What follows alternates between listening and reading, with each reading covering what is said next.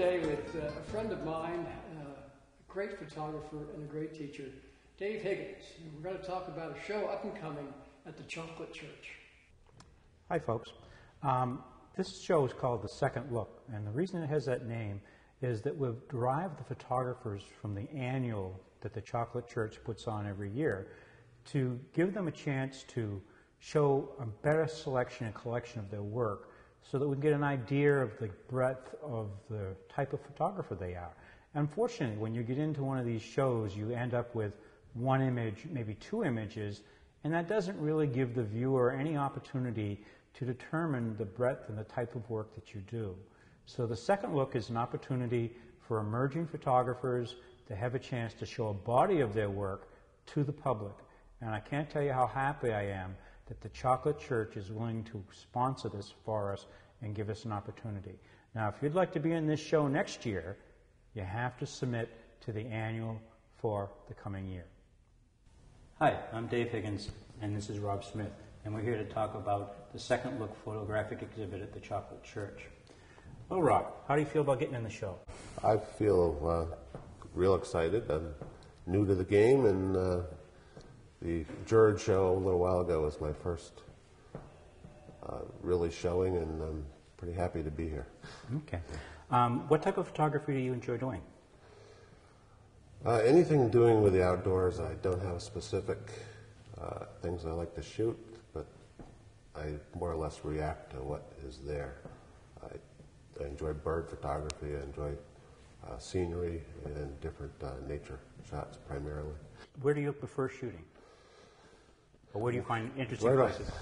I think I try to find something interesting anywhere I am, but you know, there's a lot of places I've been and shot, Hawaii and the West, and I'd like to go back now and try it again, more or less. And right now I'm shooting a lot in Maine and Florida, and but sometimes I'll go to a place and think there's not going to be anything there, and there just happens to be something worth shooting. So. Yeah.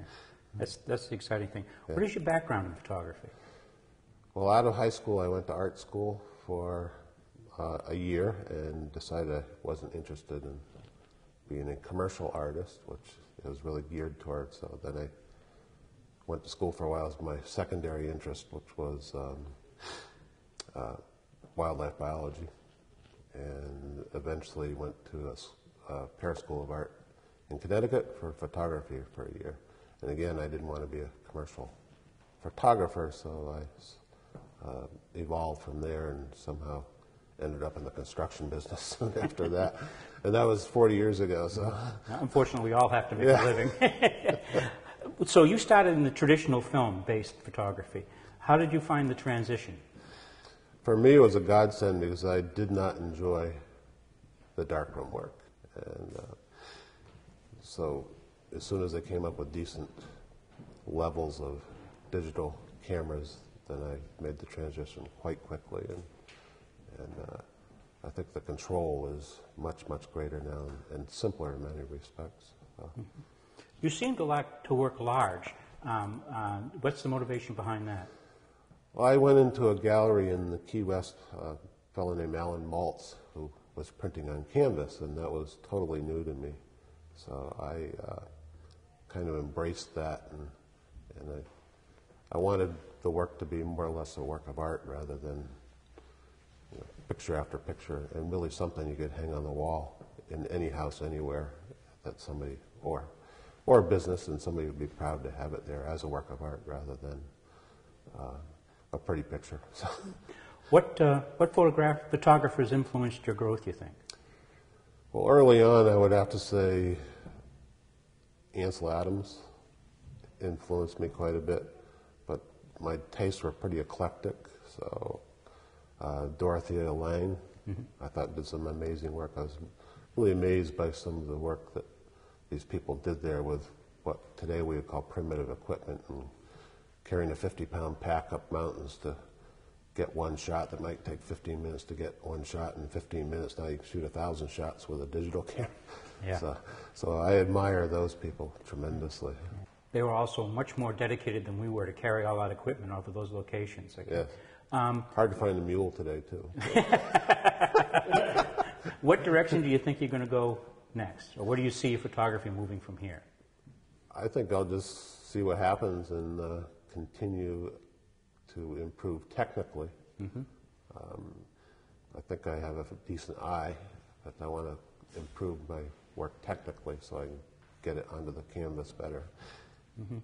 Yeah, I refer to that as developing style once you develop technique. I think you develop your technique, and now it's time to develop the style. This is Doug Coleman, longtime friend of mine. I don't know if that's a good thing or a bad thing. That's a good thing. Okay. Doug, can you tell us a little bit about your photography? Well, I started at the age of 8, actually. I was given a Kodak Brownie camera, and it all started there. I started taking pictures of just about everything around me. It moved, you photographed it. I moved and photographed it. And I actually began to see what we can call now composition, and look for lines and patterns. And it started way back then. Good. You do quite a bit of photography out west. I do. How do you feel about that? What's the difference between out west and Maine, do you think? Well, for one thing, when I go out west, I think it's kind of a break from the traditional work that I do around here. So you see new subjects all the time, and it really motivates you. It's a nice break, and it's kind of almost a fresh beginning. And of course, you get the wide open country, beautiful skies, great clouds on an afternoon on a summer day. You've been involved in the camera clubs for quite a while. What kind of, how has that affected your photography, do you think, or your development? It's been a great learning experience. We have workshops that are very valuable, but it's also working with other people.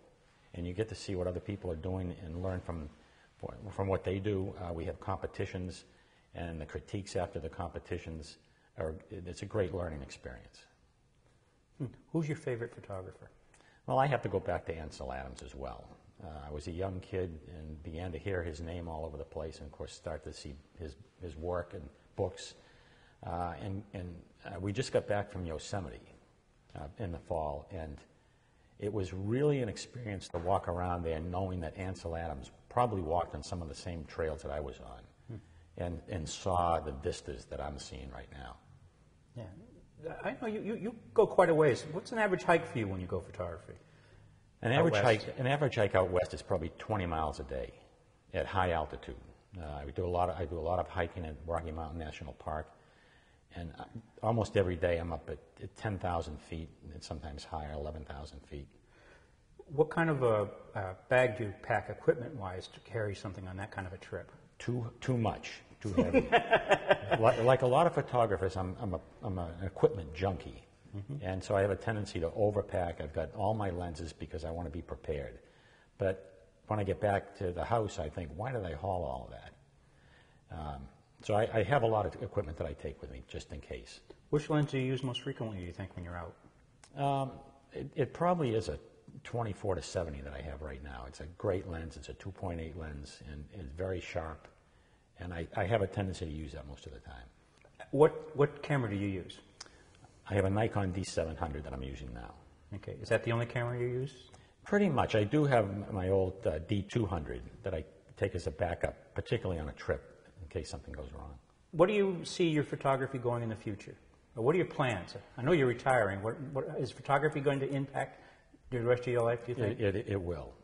And I'm looking forward to it as I move closer and closer to retirement, because I'll have more time going out and just looking and being out. I love the outside, the outdoors.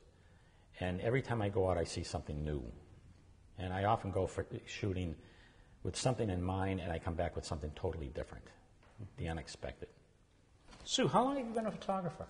Well, I've been taking photographs ever since I left college, on and off.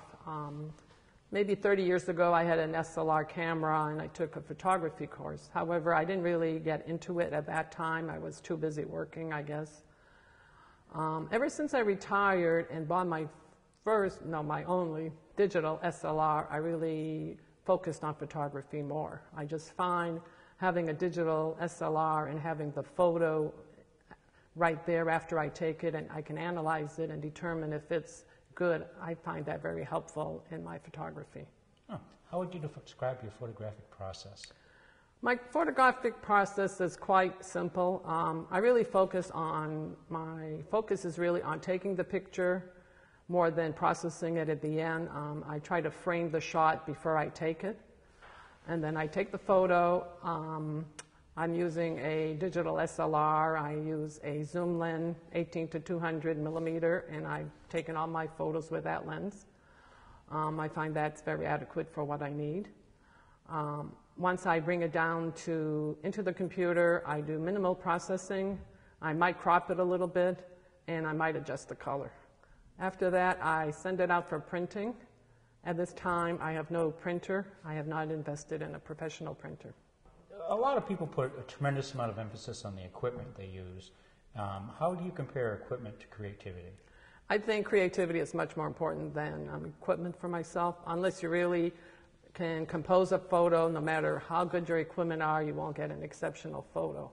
I really like the quote from Ansel Adams that says, I'm paraphrasing now, the most important component of a camera is 20 inches behind.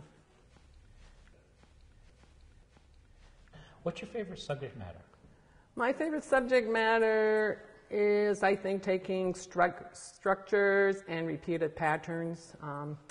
As part of getting ready for this show, I did a survey of my photos, and I came up with 4 or 5 categories, and I think those are the 2 that I really like. I like to look for repeated patterns when I'm looking for shots to take. It's interesting the way digital photography has changed the whole process. Where do you think that the photography will be in the future? Well, in the future, I see a camera that would be like an eyeglass, and you'd give it commands, verbal commands, and it would take your photo, and it would send it wirelessly to wherever you store your photos at that time. Who knows where that is? Yeah. And then I see another camera that you take pictures with, and then it's smart enough to determine, oh, she wants to take, or he wants to take this photo. Let me see if I can take a better photo. I really want to go, and I've said this for a long time, to Antarctica.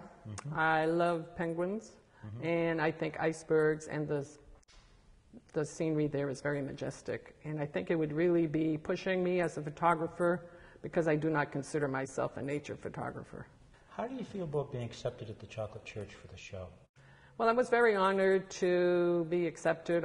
As a matter of fact, I was quite surprised to be accepted, because I've only started showing pictures like a year ago at the Thompson Library exhibit. And as a matter of fact, the photo we have behind us was actually accepted at that show and won the best seascape that year. So I'm very surprised that my photos are being welcomed. Oh, they should. By the way, where did you take this and how? I took this at Cook's Corner on Bailey's Island. I was having dinner one night with friends, and I just happened to have my camera with me, and I looked out the window, and I saw this reflection of the lobster shack, I guess, on the waters, and I took the picture with my zoom lens, of course. Where do you think your photography is going to go? What kind of challenges are you looking for in the future in your photography? I can see my photography going more into the macro side of things, since I have the new lens, so I really want to explore that. And I'd like to explore more black and white photography. And I really want to explore how to get a good print, black and white, without going into the darkroom. And I also have a sort of a project going on. I live on Orr's Island, close to the Bowdoin College Coastal Preserve, and I would like to document a year's cycle through that preserve of life. And oh, that sounds really interesting. That would be very fascinating to do. Hi, folks. This is Dan Dow, a long-time photographic friend of mine. You and I have walked a similar path. I think we both started out in the traditional photography. That's true. That's true. And I know that you came a little later to digital than the rest of us. Can you tell me about your process of how you decided to do it? Well, I came into it kicking and screaming. I suspect, like I do most things, but I had kind of other parts of my life caught up with me, and I was a lot more involved in other things and less involved in photography, which I still have doubts about, but nonetheless, that's the way that it was. And I started reading about digital, and I thought, this is very interesting, very expensive, but then the prices, of course, kept coming down on the equipment and all, and I was enthralled by the instantaneousness of it, in that it wasn't a matter of going out and shooting 4 sheets of film in a morning and then waiting until you get back to process it. And even though I was pretty comfortable with my process at the time, there was always the mistakes that you possibly make, as you well know. Mm-hmm. And the idea of being able to gauge exposure and all of the rest that goes with digital made it very interesting. And I was, quite frankly, I was amazed at how much I could do as quickly as I did. But I will also say that the process, the learning, the hill that you have to climb is rather steep in order to start making the work that that you're really comfortable with. What motivates you to take a shot? What turns you on? Well, I don't know that I could actually articulate it much, except that I get a sensation. I get a feeling that there's something here, and in this format, the digital allows you to do a little more experimenting than you did before.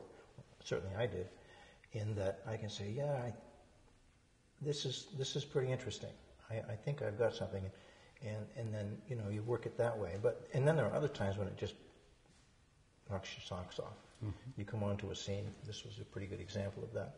And that the morning is just perfect. Your head's in the right place. The sun is just coming up in the shot, and it all goes together. And you just say, "Yeah, time is right." Set your tripod up, and You do a lot of traveling. I do a fair amount. Right. Yeah. Do you travel to take pictures, or take pictures to travel? Well, that depends upon who you talk to.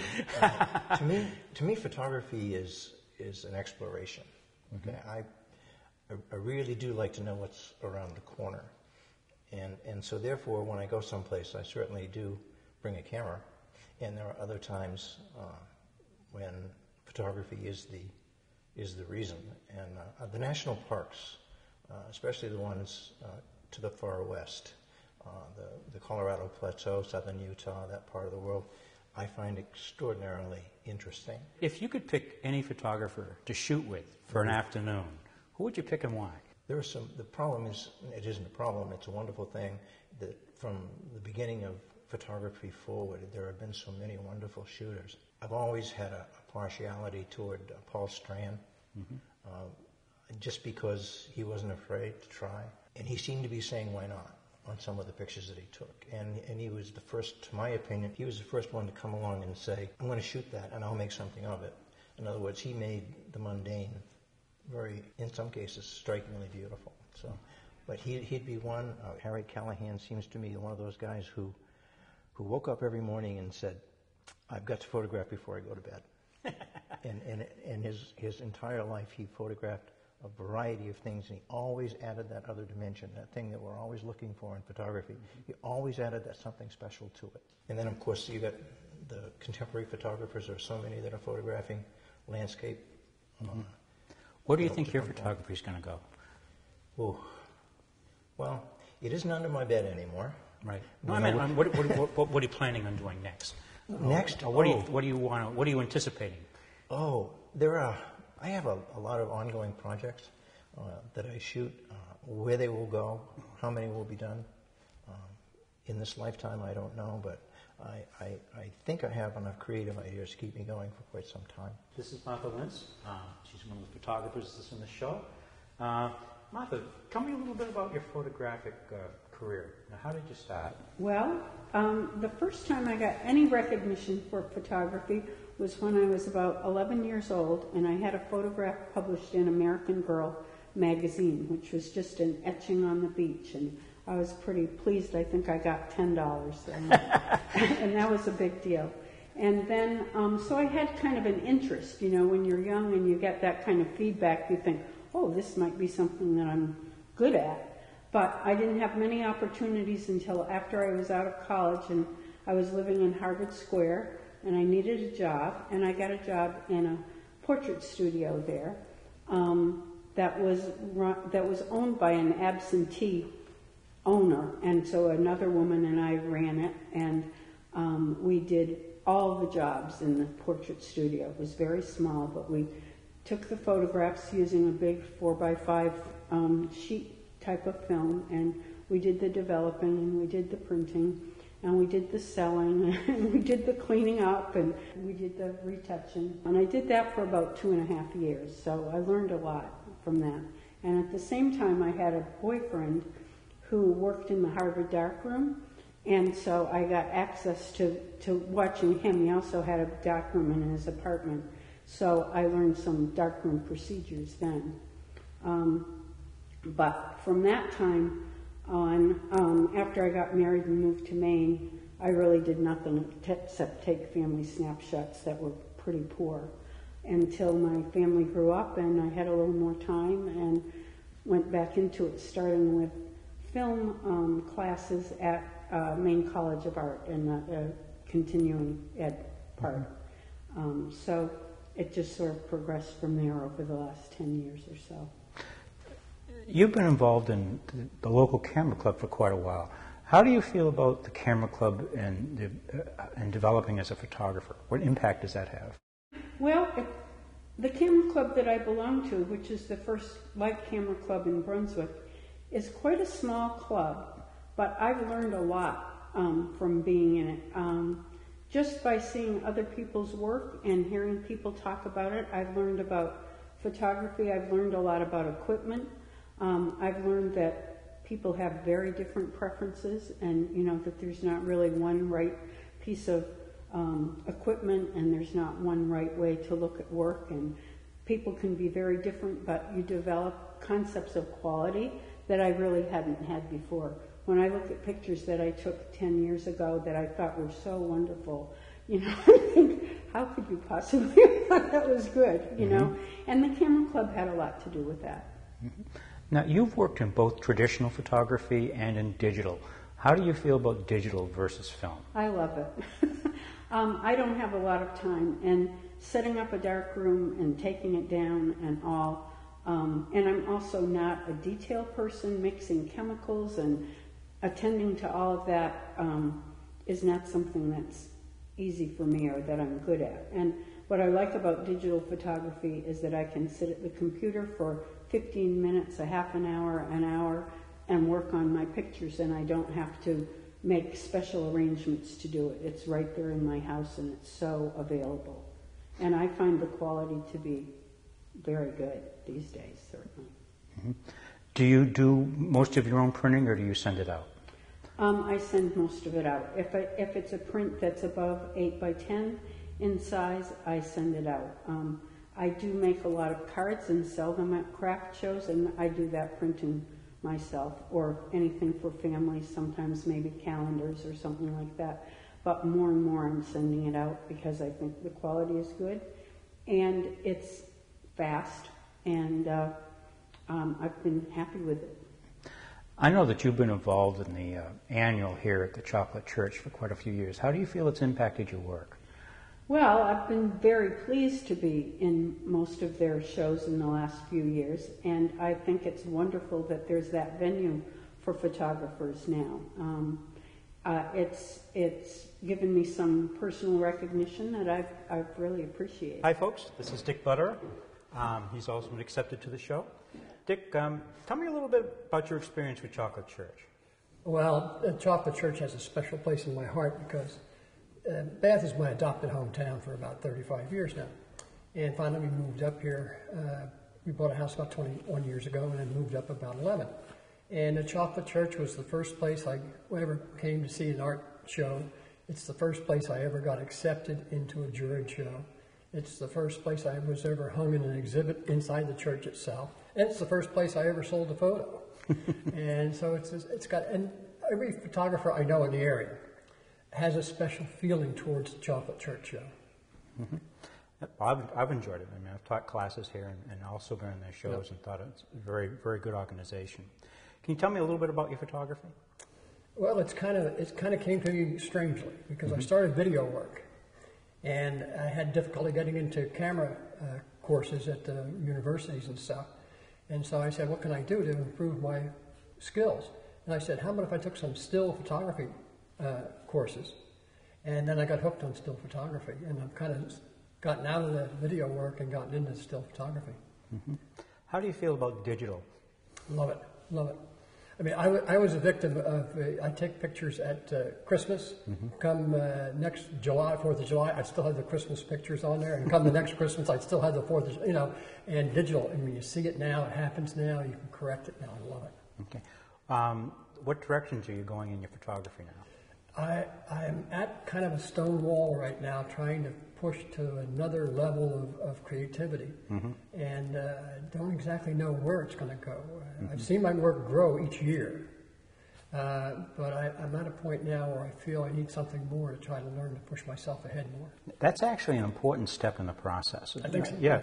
I refer to it as a crisis of vision. Okay? And when you have that crisis, that's the point in photography that you really begin to grow. Okay, so I think that you're going to be happy with what comes next. I thought you were going to be doing some macro work. I started that from a class we took with you last summer, and I finally broke down about a macro lens. I've fallen in love with it. And then I discovered I can use the macro lens for portrait work, although it's a little too sharp a lens. But I love the lens. So yeah, I started out with scenics, and then architecturals. And then gradually I got into portrait work, and then the macro work, and some still life and stuff. So it's an ever-evolving contest. Tell me a little bit about your kit. Nikons right now. I'm looking for a new camera, and I'm kind of torn between Nikons and Canons. I love Canons. The lens I use probably all the time is 18-200 VR lens that Nikon makes. It's an all-purpose lens that does almost everything. And then I have a macro lens, and I'm looking after a portrait lens. What photographer do you think has influenced your work the most? You. Thank you. I meant somebody, an historically famous photographer. I think probably the people that affect my thinking are, of course, the good old standby Ansel Adams. His work is just stunning. Eisenstadt, I grew up with Eisenstadt in Life magazine during the war and stuff. And then Douglas Kirkland, I think, is an artist who I've recently had contact with.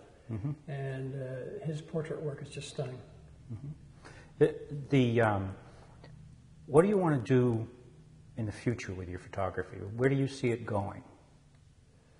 Well, again, this stone wall that I feel that I'm butting my head against, trying to get to the next step in creativity, I don't know where it's going to go. What I want to do is just get good. I mean, I'm too old to get famous. I'm too old to get rich. Yeah. I just want to do the work right. And I want to take it to the point where when people see my photos, they go, oh, wow.